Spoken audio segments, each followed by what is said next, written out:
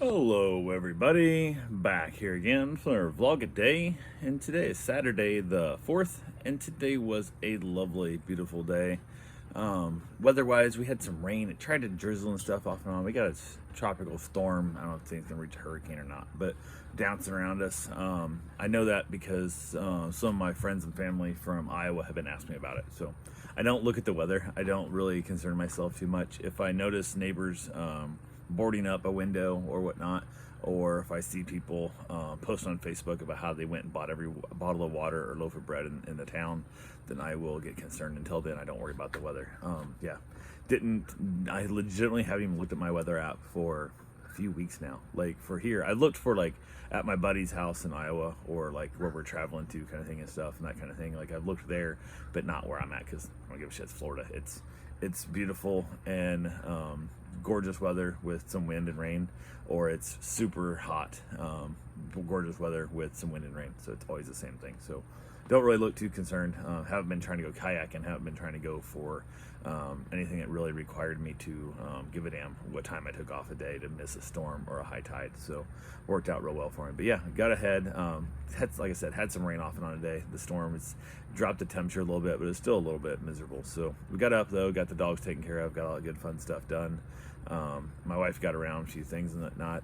Decided we had to, didn't have to, we got to go up there for the fact that I wanted my wife to do one last walkthrough on her father's house before we closed on it, which was supposed to be Monday. It's got pushed back to Friday, so that sucks. But yeah, I wanted her to see it. We took both vehicles up because she had to go from there to her dad's house, assisted living, drop off a few things, and also there was enough little things that I was concerned about, like not getting broke, that I wanted to be put in her car, and then we had two separate vehicles. So like if there's anything left over behind and whatnot, she had some clothing, that kind of stuff, and then I was going to head back. So we got there, headed out basically exact same time, and when we got into Ormond, I was in the truck, and I take the first left off of the interstate, and she always goes the second left. And I think hers is a little faster. Normally, we're never like side by side, bumper to bumper when it happens. And that time we did. It's a longer light to turn left, and then I catch a longer light to turn back to the right, where she goes on down to Clyde Morris, and she beat me there by seconds. I mean, it was nothing big deal. But the view is much nicer on it's nice little timber stuff. I've seen a couple turkeys and whatnot over there, but mostly it's a lot less traffic, a lot less idiots in cars and whatnot. So I drive that way because it runs up to the hospital and whatnot. So it works out well for me. So she beat me there. She pulled up in front of the house so I could back up in, because I had to load up a few heavy things still. Had to figure out the last little bit of stuff that she wanted me to bring. There was a few things I was able to throw away that I've been wanting to throw away for a long time. There's just no room in the storage or in our house, and to store them for him until we get there. We're not paying another storage unit for, what would be literally 50-cent or $1 items at yard sales.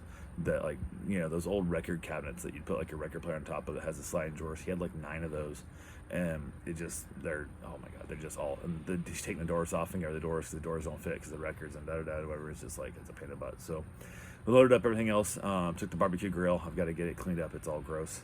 Last time we used it, he said he cleaned it up, and apparently never did. Put it in the garage, and it just molded like crazy. So I got to try and save the grates and get it all power washed and get it all soaked out, and see if I can't save that grill.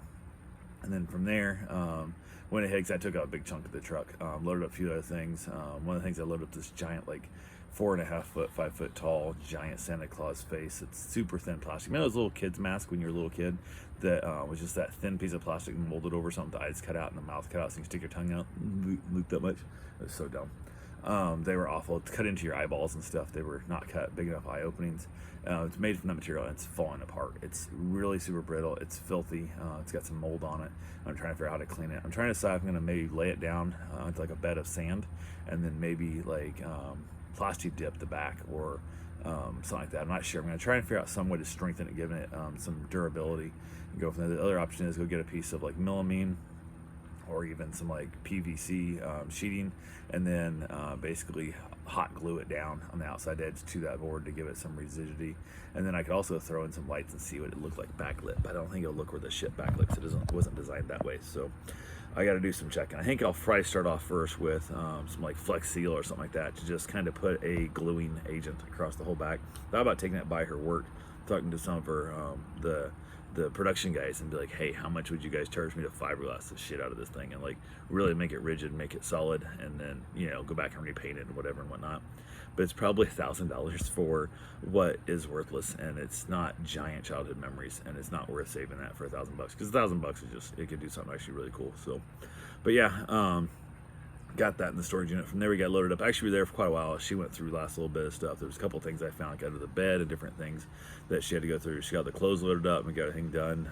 She headed back to go drop off the clothes at her dad's place. I headed back to the storage unit and loaded a bunch of stuff. And just, yeah, my truck was full again. It's ridiculous. I think it was 19 trips of stuff like that. It's just, oh, it's ridiculous. That's just this last batch, not counting all the stuff that I gave away. And yeah, the multiple trips of hauling stuff off to give away for the charities and whatnots and the thrift shops and the Goodwills and the Habitat for Humanities and that. It's just so much stuff. I also climbed up in the other attic. There was a second attic access in the hallway that had not been up in, and we looked up in there when we got rid of the NASCARs, and the guy said there's a box there. We said they're just full of papers and books and junk. So I went ahead and got the ladder, because the ladder, I didn't trust it, because it's a weird ladder he has, and I wanted to make sure our wife was there. So she was there, so I climbed up in there and started chucking boxes down, and I could tell there was nothing of real, like, there was no precious moments and no expensive breakable stuff in there. So I was kind of sliding down the ladder and kind of dropping, and one of the boxes blew apart on me and it went everywhere. So she cleaned it all back up, kind of dug through the boxes real quick to see what she wanted to keep and what she wanted to get rid of. She found some more booze. We had booze, not in the attic, but she found some more booze and stuff. And we had, like, they had just random, like, booze, like, stuck in closets. Like, it almost, if you didn't know better, you would almost swear, like, there was an alcoholic hiding their alcoholism in the house, and, like, hiding them in different places and forgetting where they put them.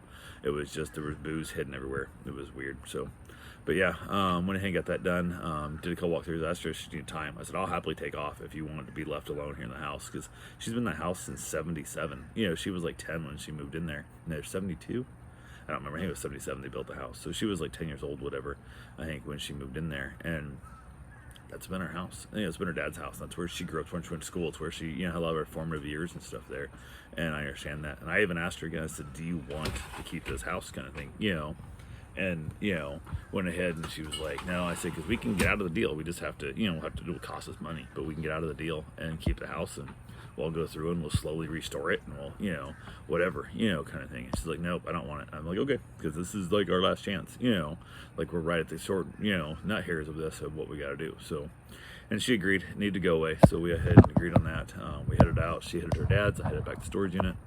Went and unloaded everything. Actually, I unloaded like 4 things in the storage unit. Storage unit's so stuff full. There's no room for nothing. I got the Santa Claus up in there because I didn't want to get beat up in my garage and whatnot. Got it up in there, and a couple other little things here and there. Big piece of glass that we think went to Harvey's Entertainment Center. We're not really exactly sure. Found it in the closet. No idea really what it's for, what it's from. Super heavy, polished, sanded edges. So I know it's like, it cost a lot of money wherever it went to. But went ahead and got that dropped off, headed back to the house, started unloading stuff. Had a dog meet and greet that I'd reached out and said, hey, we can do it at this time, or we can do it at that time. If we do it now, I'm gonna be sweaty. I'm still moving and stuff. I'm packing all this stuff around. I'll be back here at this period. I'll be gross and disgusting. But if we do it at that time, I should be able to have a shower. Because that whatever for you. So if you're good with the sweaty part, I'd rather do it now, because that way I don't have to rush this, hoping to get done in time to get a run in a shower before you get here. And he said, it makes perfect sense. So brought the dog by, had the meet and greet. Everything went great there.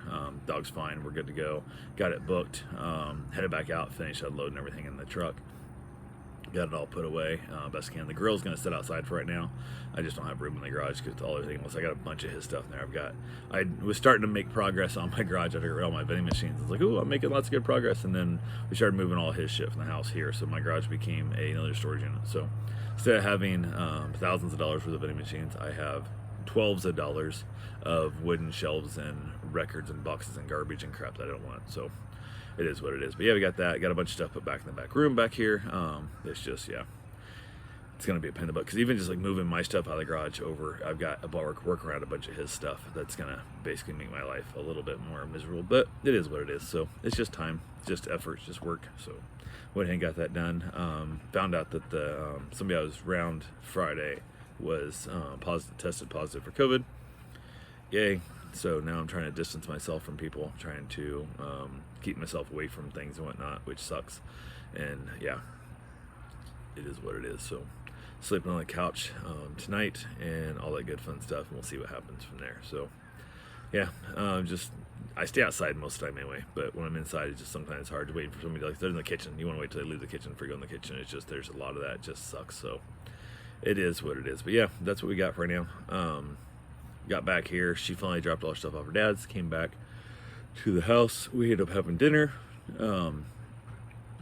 Goulash. Yeah, we had goulash. I had to think, like, what the hell do we have? We were going to stop at, my wife told me we could stop at Arby's on the way back and grab their new Wagyu burger. And that didn't happen. So she said, oh, I think your mom's making goulash. And I get back here, mom's like, oh, I can make goulash. I haven't started nothing yet. I'm like, I could have the Wagyu burger. But, oh well. Didn't really want to go through the drive-thru. If I've been possibly exposed to COVID, put me closer to people. I just didn't want to do that crap either. And because we were riding separately, we had to make 2 separate trips and so on and so forth. Normally, I would have split the burger to see if it's any good before I waste some money on 2 of them kind of thing. But hopefully I'll get up there at some point before it gets off the menu, because everybody I've talked to says the thing is phenomenal. They say it's better than any burger restaurant, steakhouse burger they've had, whatever and whatnot. So I find it a little hard to believe. But when Hardee's $6 burger first came out, it was 3 something, whatever it was, but they said it's quality of a $6 burger and blah blah. It was fucking delicious. Like, one of the big things they did is they did sweet pickles, and that makes such a difference in a burger. And the red onions and a couple of little things they did there that I really appreciated that when it first came out, and then it went downhill quickly. I think it got that great reputation, and then they realized they could skimp on a lot of quality and go down. That's why I want to get to Arby's before they start skimping on their quality and become the Craftsman of tools, where they'll just put any garbage Taiwan made crap, put their name on it, and everybody will buy it thinking that Craftsman's good quality. Well, they're not anymore. So they're trying to rebuild that name brand again, but they really hurt themselves for a long time when they had such a great reputation, because people are idiots and they get greedy and they get money hungry and they start cutting corners and so on and so forth. So, but yeah, had dinner from there, watched a little bit of NCIS, and then headed straight back outside to get away from everybody and all the good fun that comes with it. So anyway, that's all I got for right now. I will talk to you guys tomorrow. Have yourself a safe, wonderful day. Thanks for watching.